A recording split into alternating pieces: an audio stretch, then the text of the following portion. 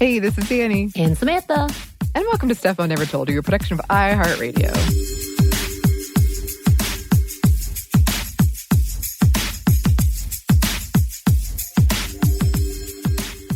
So, I find it very hard to believe, but we are almost at the end of this very, very long year. Well, it seems like a decade. Yeah.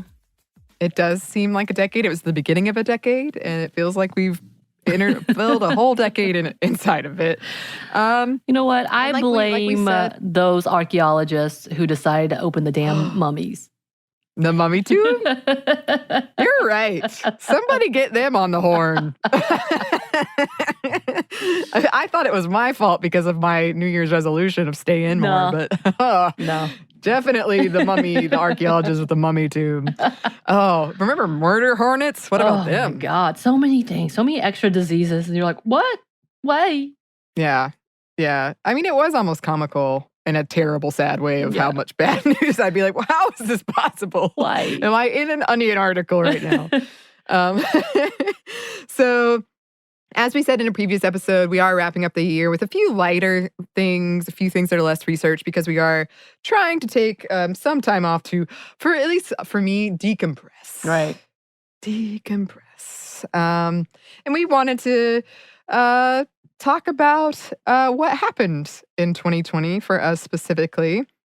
And so this episode is full of questions. And the first one I had was, when we look back, what are we going to remember? And it still blows my mind, like you said recently, Samantha, that we did go to LA in February. You went to Orlando in March. I went to Canada. That seems so far away. I know. It doesn't feel like this year. Not that feels at all. like, yeah. I think 2020 started in March, like For real. March 13th. For real. But I think when I look back years from now, what I'm going to remember is the fear and the uncertainty. And I regularly have this thing where I'll look outside and be like, oh yeah, I can't go out there. Huh.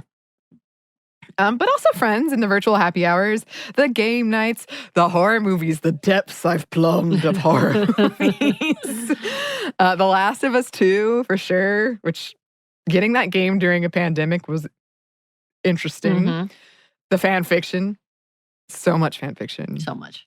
An unbelievable amount of fan fiction. I've discovered my orgasm power. Yeah, That's great. All of us have been jealous. I went on my massive Star Wars bender. I don't know when it will end. Two of my best friends got married. Adorable. I got to share my grandparents' beach house safely with Samantha before it got destroyed by a hurricane. I was so grateful, but then I felt like, I just got a taste. And then it went away. Yeah. Which was sad. And it got swept away. But it was such a delight. Yeah, I'm glad you got to experience it. And then like the constant, Zoom or Skype calls where like, can you hear me? Can you see me? The backgrounds, the filters, looking at your video self-consciously, growing out my hair, because this is the longest I've ever had it in my life. Yeah. The videos alone, as today, I changed my light bulbs out in my dining room because they've been, I think 2 of them had gone out. And it was fairly dark. And I'm like, I need to work in brighter spaces or I get sleepy. And now it's so bright that I'm like, I don't like the way I look on this camera now. It's like department store, grocery store level. I'm like, oh no, I've made a huge mistake. Mm-hmm. Yeah, for me, the level of stress from the pandemic and the election honestly will be something I will forever remember. And I know we've said it, people have said it throughout this year. It's going to be historical. I think it's going to be something that people will definitely look back and look at and study. And again, like you said, the murder hornets and people continuing to open mummy tombs. Stop that. The constant storms and the fires, which just seemed like it just built up. The things that would happen because of all of the issues with the injustice and the killing of the Black community. Like, it felt like continued hard knocks throughout 2020. Yeah. And even it's still happening, as we just saw a video of a police officer kneeling on the neck of some man who thankfully, I believe, is safe, but exactly where George Floyd was killed just this week, I think, as well as the murder, is it in Ohio? Murder of the man who was trying to get into his home. I mean, it's just a continued hard knock left and right. And trying to freaking remember, honestly, the date. I am having the hardest time. And even remembering when things occurred, like we talked about LA, I was like, when was that? Was that this year? That seems like so long ago. To the point, so I had taken my partner to LA for his birthday so that he can, come and hang with us and such. And then his birthday's in May. And then when May came around, I was like, what did I give you? I already gave you your present. And I forgot completely that happened this year. Right. I think it was last year. And by the way, I used to be really good at dates and time frames, but man, that's gone completely out that window. I'm like, what day is this? Again, is this February? Which I thought it was. I've definitely learned my love for crab legs. I love them so much, and oysters. And how I actually don't like catching them or trying to catch them, and the guilt I feel when I killed them. I feel really bad about that. She had a nightmare dream. I had a stress dream and tried to release them back into the wild, and it was too late. But they were dead already. I kept them in water, and I don't understand. Don't at me. I know. I felt guilty. I still feel guilty. I can't do it. I felt guilty after I caught a fish. Didn't like it. And then that I have watched more Star Wars this year than most people. And by the way, I think my first viewing was in May. I'm pretty sure that was the time frame. That was the first time I've ever even seen one Star Wars film. And I have seen it, I'm pretty sure, more than any other people on a regular. Unless you are a fan, I think I've beat you. Yeah. Yeah. Probably. And also, I've seen every single one of them, including the stupid holiday special and the Ewok Adventures. The Ewok Adventure, I had never seen it, and I still think about it regularly. That kid was a brat. I have questions.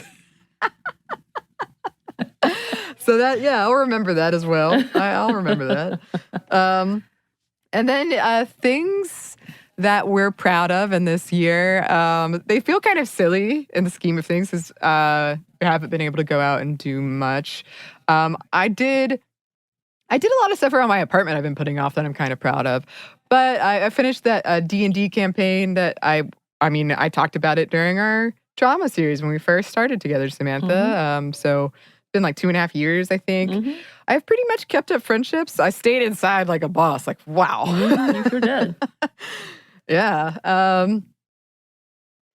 In some ways, I'm proud of my fan fiction. It's I'm never going to publish it, but it's 400 pages long. So there's that. The love for your fan fiction. Yeah, I think you definitely should be proud of that.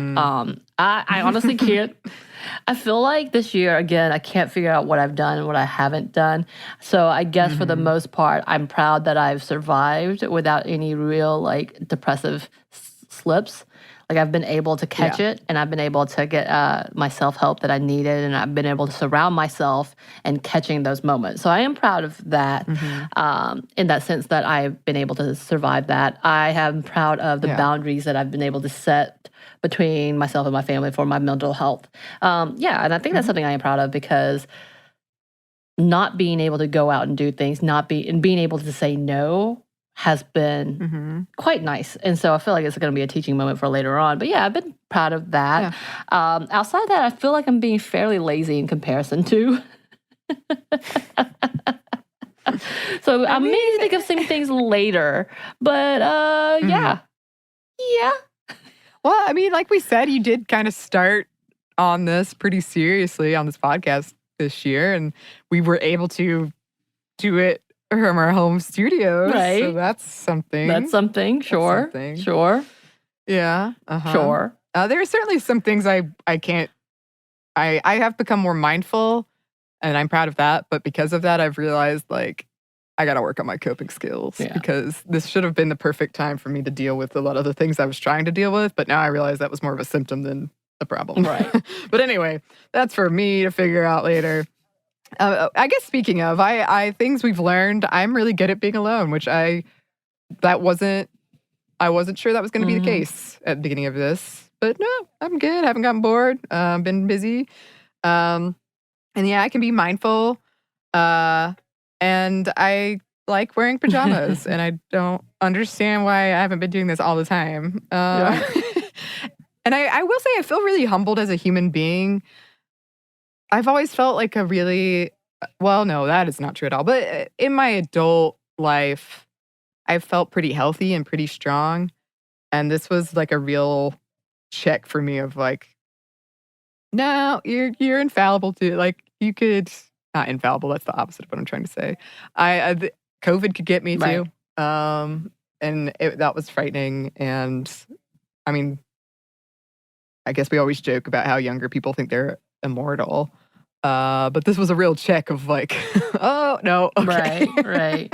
Yeah, no, I get you because there's so many things that I'm like, I feel really lucky that I am healthy and safe and secure, because not everyone has had that. And the fact that I don't have a child, I don't have kids, I don't have a husband that I take care of, like I am able to just maintain.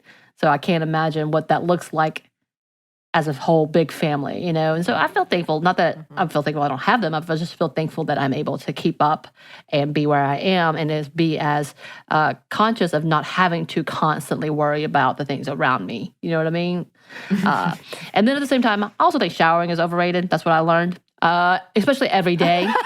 Every day is not necessary. I actually agree with you. Which is funny because my partner showers twice a day half the time because, that makes him feel better. But I'm like, nah, I'm good. Is my hair really greasy? Yeah. I can just pull it up. Like that's the level that I'm at. I've learned that again, I lose track of time really easily and can't figure out what day it was. Yesterday I thought it was Wednesday, by the way, and today is Wednesday, not yesterday. And by the way, I'm also very grateful that I have my dog Peaches, who is a brat, but man, she has helped me keep it together for the most part. Actually going outside, actually being in the sun for a minute. Oh, and I also learned Anney likes to randomly shout at my dog Peaches, not because she's angry, because she's excited about something and has nothing else to do or talk to. So she yells, Peaches, randomly at my dog. Yeah. Well, I mean, I guess that's something else is I talk to myself all the time when I'm by myself. And I mean, it's ridiculous. I'll laugh at my jokes, my very, very silly jokes that aren't funny. I'll laugh as if they're the most hilarious thing. I'll get in like arguments with myself. So yeah, that's also something. I mean, I do it with Peaches. I also do it with myself. And then as far as resolutions, like I said, like my resolution was no joke at the beginning of the year to stay in more, which I find hilarious. Good job. You did it. So what about you? Did you? I don't even really I don't remember having resolutions, but I'm pretty sure traveling and being focused was two of them. So neither one of those have been well. So we're just going to leave those alone. Yeah. Well, I do think it's funny, again, when we did our Hello 2020 podcast, I do think it's funny that in it, I kept saying the saying is going to be hindsight is 2020. Everyone's going to say it. And now I'm like even more sure that that's going to happen. It just won't be this year or maybe not even next year, but eventually that's going to be the thing. I'm certain You're going to keep on to that one, huh? Yes, I am. So I guess that's our send off to 2020. Dumpster trash 2020. Bye. Oh, bye. We would love to hear from you listeners what you accomplished or what you learned about yourself and in this very, historical year. You can email us at stuffmediamomstuff@iheartmedia.com. You can also find us on Instagram at Stuff I Never Told You or on Twitter at MomStuffPodcast. Thanks as always to our super producer, Andrew Howard. Oh, thanks. And thanks to you for listening. Stuff I Never Told You is a production of iHeartRadio. For more podcasts from iHeartRadio, visit the iHeartRadio app, Apple Podcasts, or wherever you listen to your favorite shows.